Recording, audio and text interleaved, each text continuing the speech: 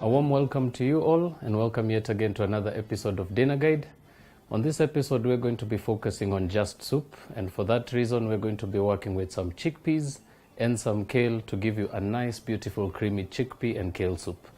But before we begin, I will of course introduce the ingredients before us, just to give you an idea of what to expect for the show.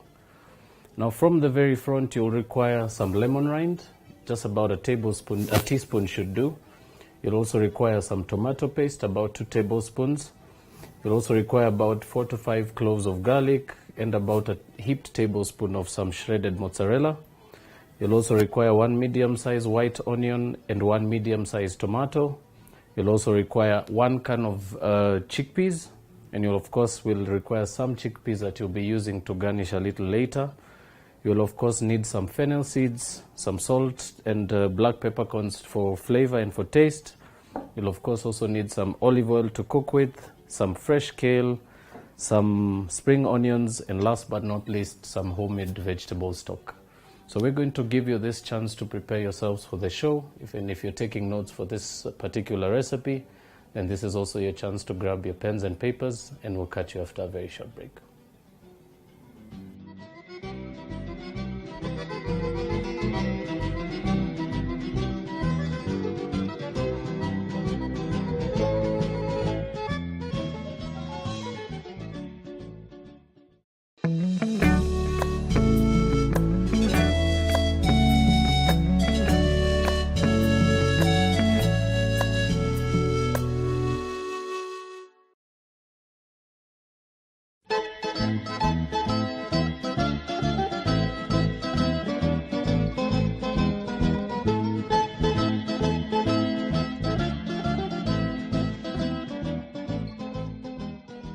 Welcome back, viewers. If you've just tuned into the show today, we're going to be working on a very simple soup, as I mentioned, one that's particularly low in cholesterol, low in calories, but very high in sodium, so you may actually want to write that down at this point in time. I will also mention that we're going to be working with kale, which is particularly not a favorite for most of us, but with the process of, or rather with the trend of food today, it is very crucial to also not forget some of these beautiful ingredients, for the fact that they're particularly still healthy, regardless of the fact that they may also be quite a little bit of a relief to cost. But then again, you can always find different ways to turn beautiful ingredients such as this that are easily forgotten into something worth the while. And we're going to be doing just that for this very show. So we're going to be starting our soup very simply. Begin by heating up a pot. A thick base pot is particularly good for this, but if you can be able to find a stock pot in a sizable quantity, you can be able to also use that as well. Remember, particularly when making soups, also very important to mention, they're particularly also very challenging, especially if you don't get the texture right or the flavor. And we're going to try and give you just that bit of information today. But before we begin, I will of course grab some of the ingredients which we'll be using for today's show, or rather to just begin this process with us. And just to mention as well, I'm going to be incorporating some tomato paste for this recipe, but if you're particularly not a fan of this particular flavor, you can also alternatively use some pureed tomatoes, which will of course give you just the right amount of tomato flavor, and of course it will have less of an acidity to it. Now, to begin us off, very simply, begin by peeling your white onion. Take the edges off and very simply lift the skin from one of the edges. It should actually be very simple to peel that right after, and proceed to go around getting rid of any bit of skin And once that's done, simply proceed to half that. And we're going to be chopping that into some very, very small sizes. So you may want to cut some slits through your onion at this stage. Proceed to also slice right through the center, but not all the way to the very end. And very simply proceed to chop that very, very finely.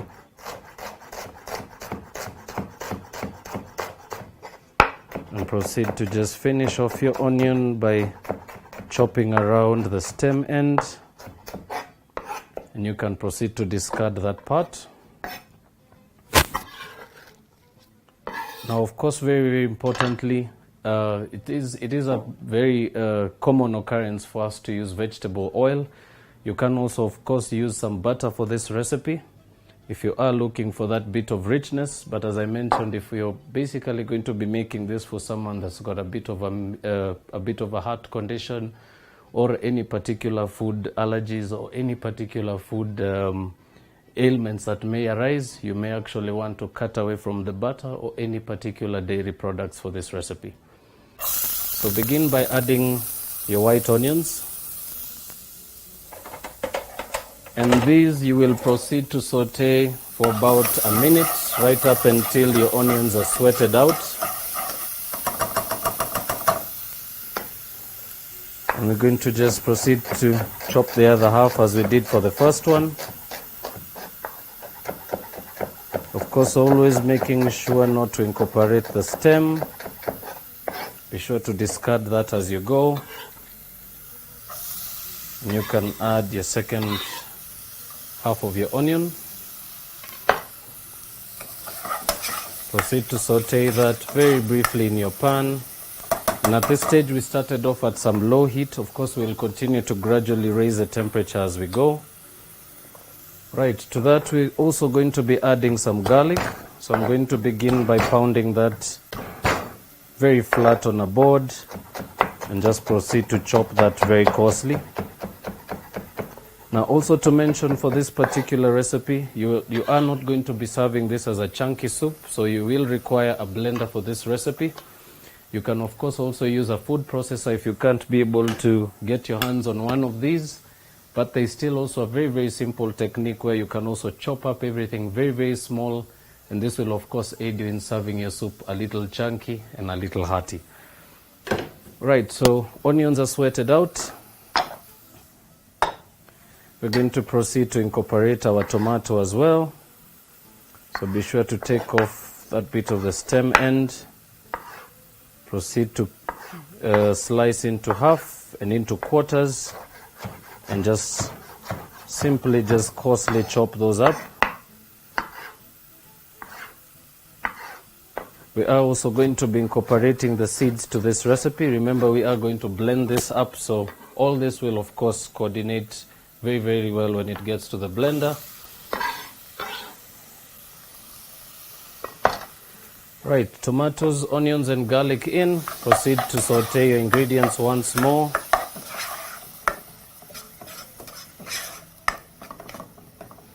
And you can actually at this stage raise your heat slightly to medium. And of course, proceed to keep mixing your ingredients. This will help in breaking down your tomatoes a little faster.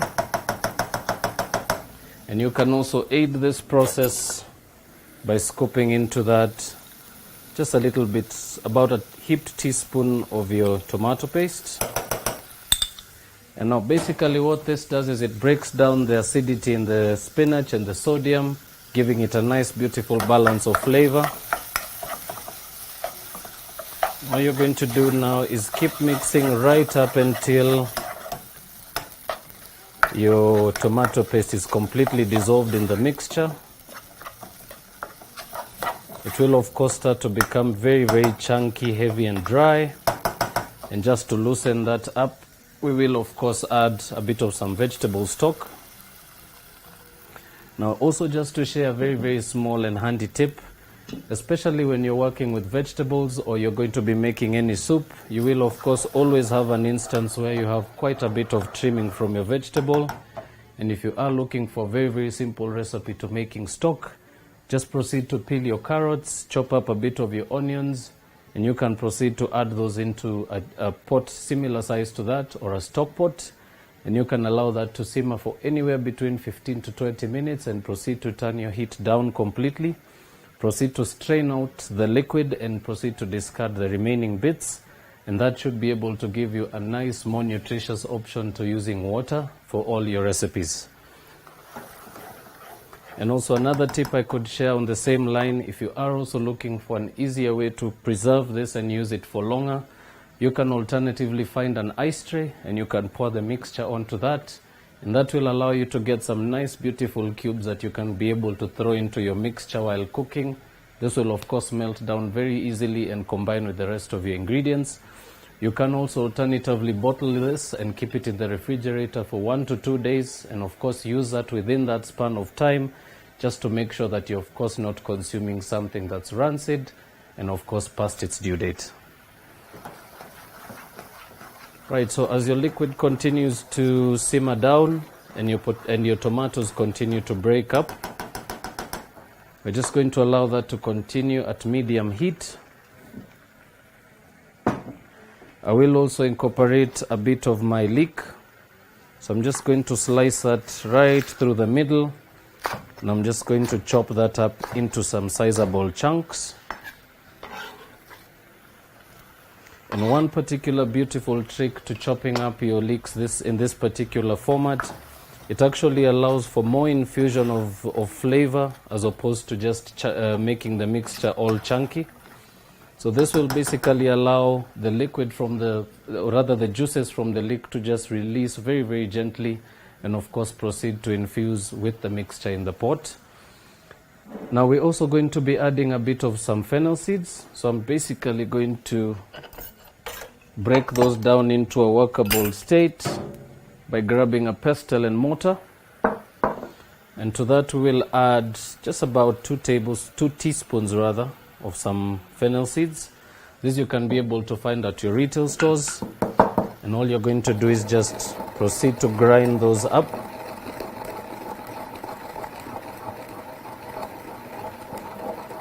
And the nice beautiful licorice aroma coming through will of course give you the hint that it is of course the end of the process.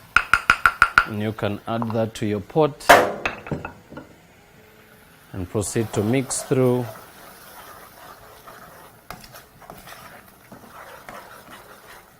Allowing ingredients to keep incorporating in flavor.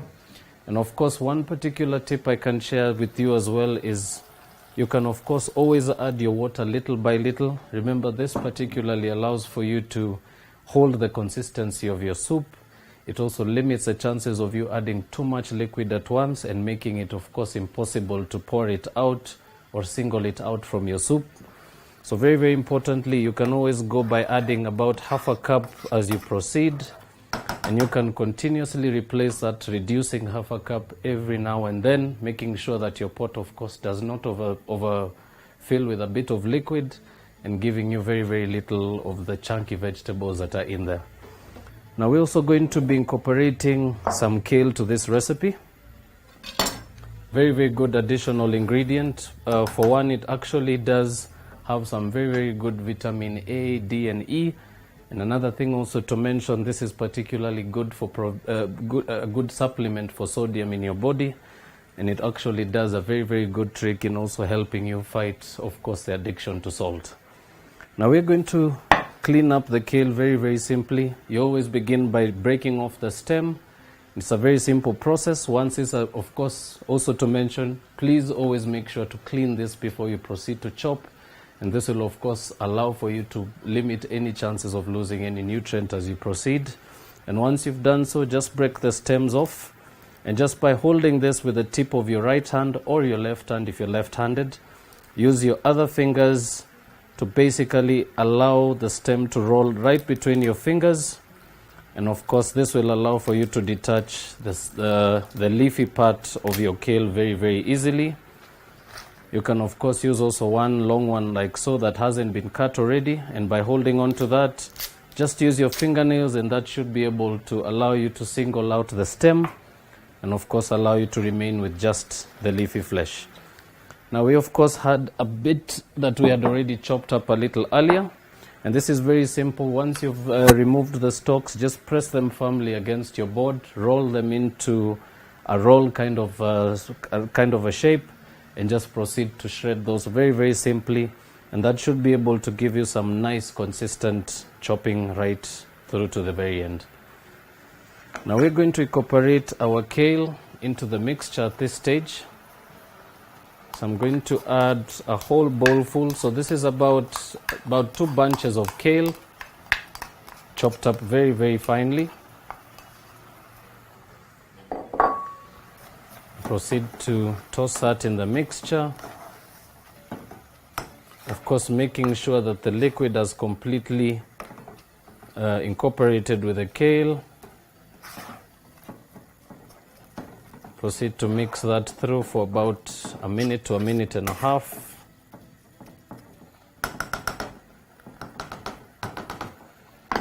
And very importantly, you can also add your stock. So you're going to add about double the quantity you added in the beginning, and this is basically to allow you to break up the texture of the kale. Remember, kale does require quite a bit of cooking to get it nice and tender. It will also give you a nice, beautiful opportunity to allow your fennel to really incorporate with the flavors in your pot.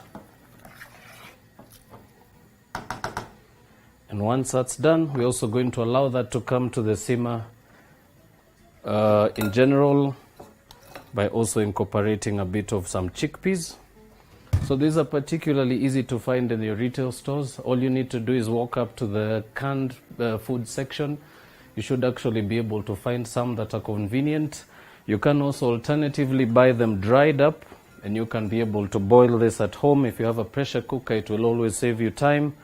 But as I mentioned, if you're of course looking at cutting cost and of course cutting the period of time you spend in your kitchen, you can alternatively go for the canned variety, which is of course also nutrition based and is very, very good as an alternative.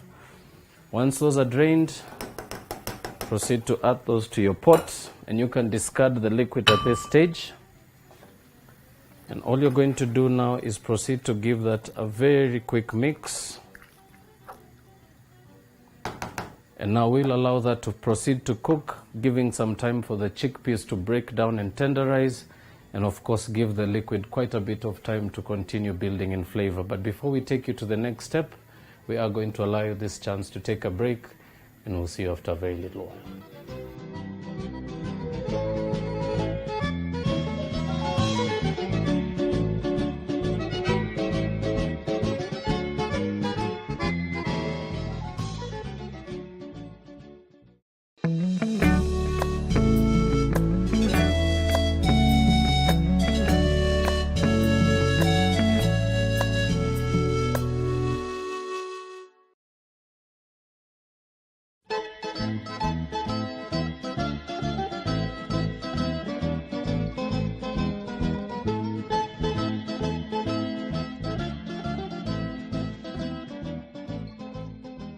Welcome back, ladies and gentlemen. If you're just making time to catch up with the show, you probably missed out on a bit of this, but you can always be able to recap on this and more on our YouTube page. That's BrandPlus TV Kenya.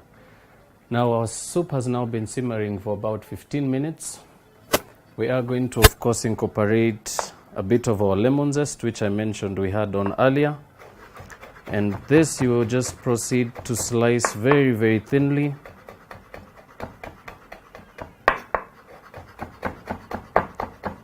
And you're looking for about a teaspoon of lemon zest. And for those who may not be familiar with the term, lemon zest is basically that green coloring or the green part of the lemon. And this is particularly always very handy in adding a bit of flavor to a lot of dishes, marinades, and of course soups. So just proceed to chop that as fine as you can. This is just to aid it in infusing a little faster. Proceed to add that to your pot. Once your lemon rind is in there, nicely chopped up, we're going to proceed to turn the heat down completely. And we're going to go to the next step of pureeing this mixture. So of course, as I mentioned earlier, you can always alternate by using a food processor. It might not give you the best consistency, but it may actually help you to break down the chunk of the soup. But of course, for the best results, always settle for a blender, because this will particularly give you that beautiful creamy texture that we are looking for. Now once that's done, we're going to proceed to scoop that into our jug. And you can of course do this in 2 stages if your mixture is too much, just to make sure that you don't overfill your jug. And if of course you have your mixture almost to the center, you should actually be able to blend everything together. Now you can of course lift your pot from the heat and proceed to add everything to your jug.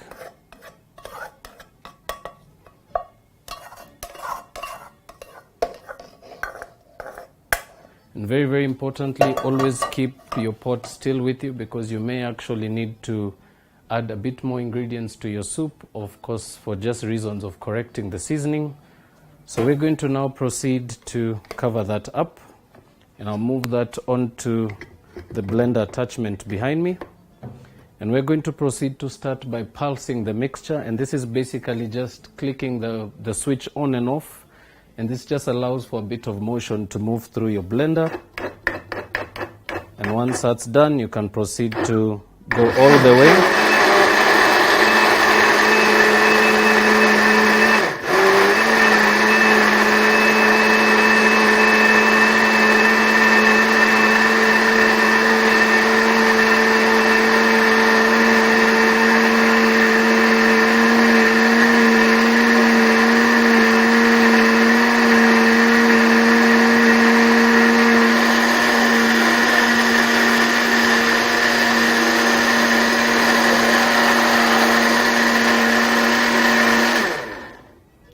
Alright, you can proceed to stop blending once you've got a nice, beautiful, creamy consistency. That should take you anywhere between 1 minute to 2 minutes. And all you're going to do now is return your mixture to your pot.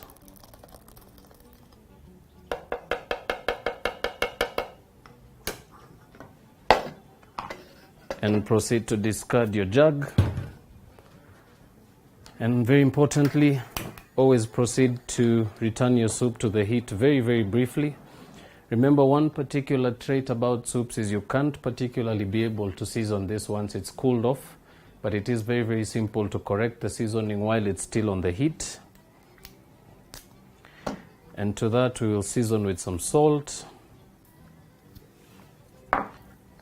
and crush in some black peppercorns for a bit of heat. And you can proceed to mix that through.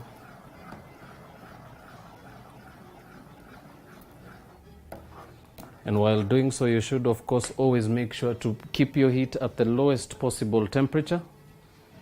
And you can of course give that a quick taste. And once you've got that beautiful balance of the salt and the pepper, you can now proceed to turn that off completely. And this is now ready to serve.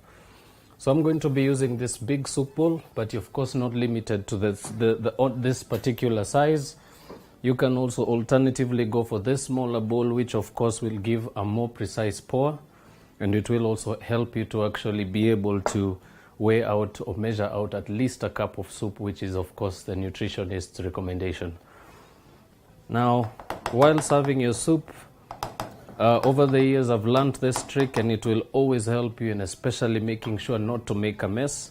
It's a very, very simple technique. All you need to do is have a ladle over your pot or over your bowl or your plate of choice, and while holding it against the plate, you can proceed to lift that off the heat,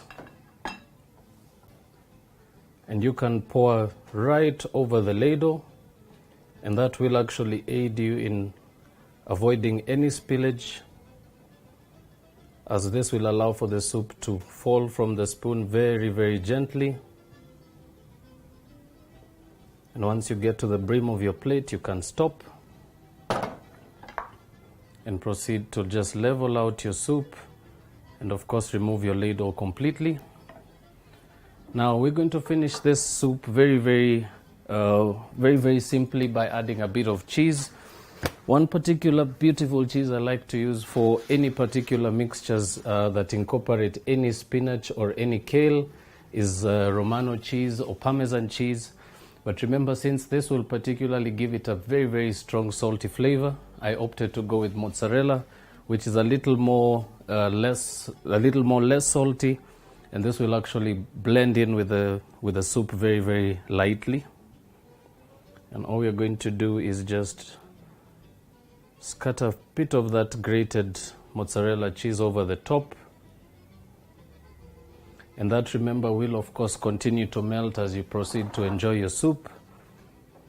And of course, always very good to have a bit of a texture to your soup, and I like to do so with the same amount of, or the same variety of ingredients that I used in the soup.